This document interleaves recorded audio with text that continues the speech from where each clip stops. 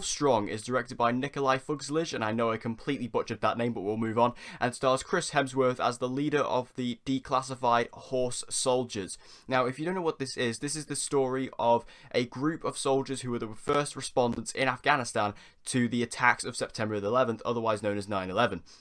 When that attack happened, all these men were the first to volunteer to go into Afghanistan to fight the Taliban, and it's quite an interesting story because this was completely classified as an op, and it's only recently come out that this actually happened, and it's strange because it was such a successful mission, but this tells the story of the men, their lives, and how they handled it.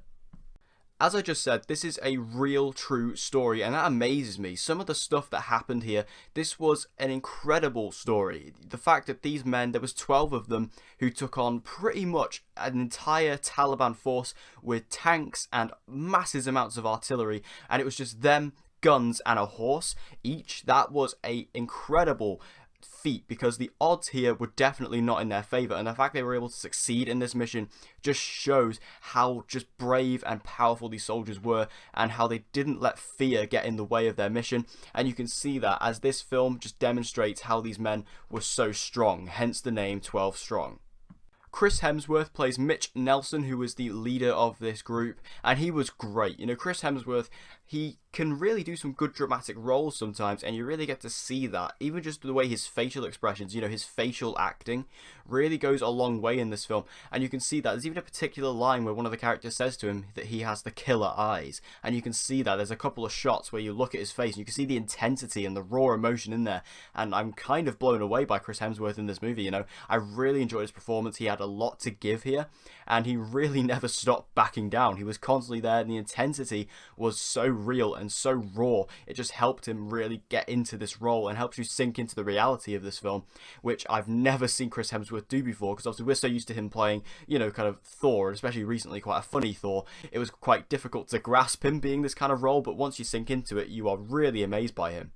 I thought the whole squad was great, all 12 of them. You know, we also had like Michael Pena, who was, you know, very funny as always, but also incredibly engrossing. We also had Michael Shannon, who was fantastic in this, and all the others, you know, they were really had some good moments. They had a lot of development. They were all very likable, and you were able to relate to them so that you really cared for these guys. So when they were going on this mission, you were behind them and you were backing them because you wanted them to succeed in this. And because for a true story like this, and because I didn't know the story, I didn't actually know what was going to happen, so it was quite intense for me to see these characters who I'd grown to like and grown to invest in, to see them go into the face of danger not knowing the outcome. That was quite scary, and it was interesting because that is something that happens a lot in true story films, but sometimes you know the ending, whereas this I didn't, so it was quite intense in that sense. This film also has plenty of gunfights and explosions and everything like that, and the action sequences are really great here. I feel that they were really well done. They are really intense and brutal and just quick cut, and it's just, you really do feel the intensity. I keep using the word intensity, but it's because that is the word that springs to mind when I think of this movie, is intensity. This film, all the action sequences, when you're there, you're on the ground, you're seeing people just getting shot left, right, and center. You're seeing, you know, this film doesn't hold back in terms of its gore. There's a scene where you literally see a woman get shot in the head, and it's just there on display. You see people get shot, you see their legs blown out, you see their knees getting blown off. There's just all these different things, but the action itself, in terms of how the gunfights were handled, was really well done. And this leads into my next point about the director. The direction of this film actually blew me away. I can't remember the guy's name, the director's name, and I can't pronounce it anyway. His first name's Nikolai, so there you go. I can't pronounce it, and I'm not going to try to. But he did such an incredible job, and I was looking him up on IMDb before I started doing this video, and he hasn't directed anything before, not on this scale.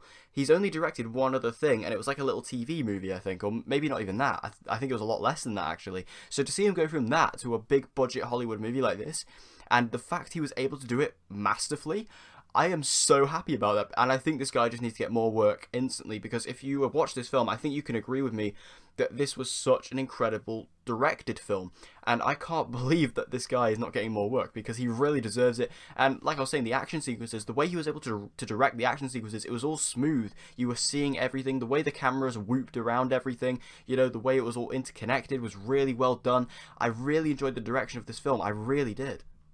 This film also had a fantastic score. Now, one thing I was thinking about the music in this film, and also kind of the action sequences as well, is I thought this feels a bit video game-esque, especially the music. The music was very much like a video game. And that's obviously interesting because one of the big influences on the Call of Duty franchise is, of course, the Afghanistan War, when you look at, like, you know, the Modern Warfare trilogy. But the music in this is actually composed by Lorne Baff, who, if you don't know, has actually done plenty of video game scores in the past, including many entries in the Assassin's Creed franchise. So that perhaps is maybe why, you know, the gamer inside of me, I was kind of thinking to myself, I recognize this feels familiar to me, and that's why. But that's not a complaint. The score is fantastic. I really enjoyed it. It goes really well with the movie.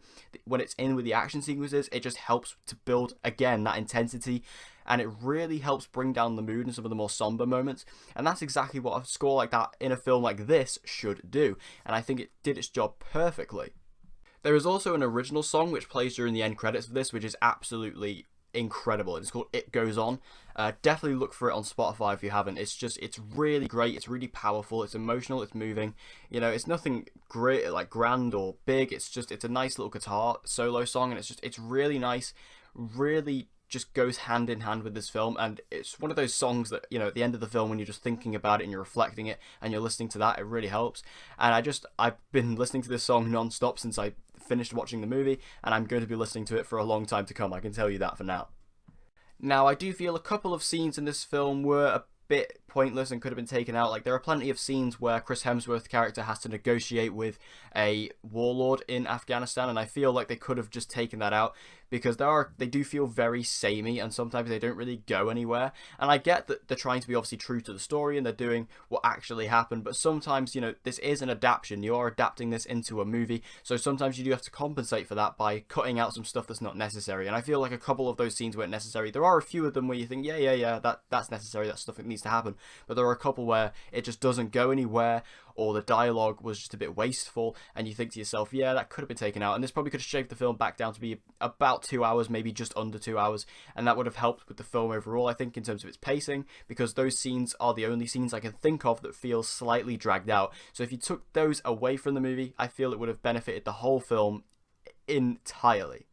Also, just another minor nitpick, this is Chris Hemsworth's accent. It's all over the shop. Obviously, Chris Hemsworth is Australian, and in this film he plays an American, and his accent is pretty good on the whole. It's very inconsistent. Like, you have bits of it where he comes from as American, and then he has like an Australian twang at the end of his words, so like you can kind of hear the Australian. And sometimes as well, which I noticed, you get a bit of the Britishness, so of course you get his Thor coming in there, and I found that really interesting. It's like a blend of his own accent, an American accent, and Thor's accent all in one, and it's really weird. Most of the time it's not too bad, but sometimes it is really distracting, and you just kind of think, what accent is he actually trying to do here? And it is quite funny, but again, you can't really fault it. It's not a major problem with the movie, it's just something that's slightly distracting when he's talking on screen. Overall, 12 Strong was a fantastic film in my opinion. I've seen this film getting quite average reviews, but I think it's a lot better than that.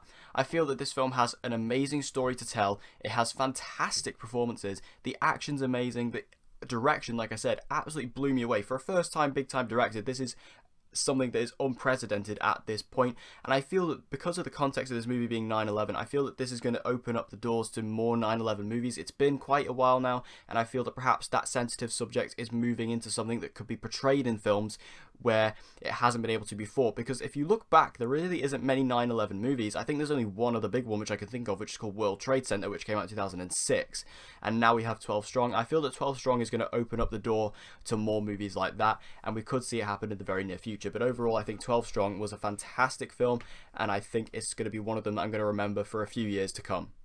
So did you guys see 12 Strong? If you did, tell me in the comment section below what you thought about it, what you liked, what you didn't. Let's get a discussion going about this movie in the comment section below. And as always guys, please remember to be respectful. And subscribe to The British Critic for more movie reviews and movie related videos.